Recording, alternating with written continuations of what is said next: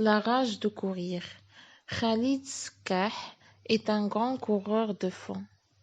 Il a vécu en Norvège un certain temps, mais Skah a toujours couru sous le drapeau du Maroc. Il nous raconte ici les péripéties d'une course de marathon à laquelle il avait participé. J'ai regardé les panneaux.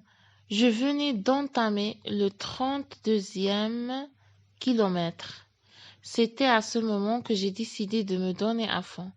J'ai dépassé des coureurs. Je ne me souciais pas de les identifier. Je me rapprochai de la tête du peloton. Une sorte de vertige m'a pris. J'ai traversé un grand parc. J'ai pris ensuite 2 rues, puis une avenue au bout de laquelle j'ai aperçu la ligne d'arrivée.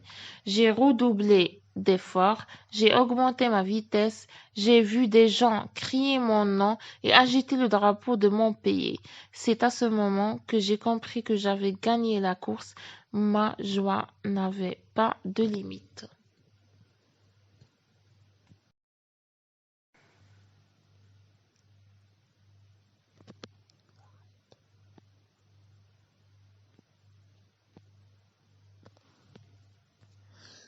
La rage de courir. Khalid Skah est un grand coureur de fond. Il a vécu en Norvège un certain temps, mais Skah a toujours couru sous le drapeau du Maroc. Il nous raconte ici les péripéties d'une course de marathon à laquelle il avait participé. J'ai regardé les panneaux. Je venais d'entamer le 32e kilomètre. C'était à ce moment que j'ai décidé de me donner à fond. J'ai dépassé des coureurs. Je ne me souciais pas de les identifier. Je me rapprochai de la tête du peloton. Une sorte de vertige m'a pris. J'ai traversé un grand parc. J'ai pris ensuite 2 rues, puis une avenue au bout de laquelle j'ai aperçu la ligne d'arrivée.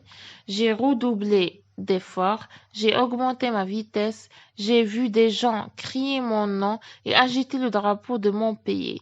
C'est à ce moment que j'ai compris que j'avais gagné la course. Ma joie n'avait pas de limite.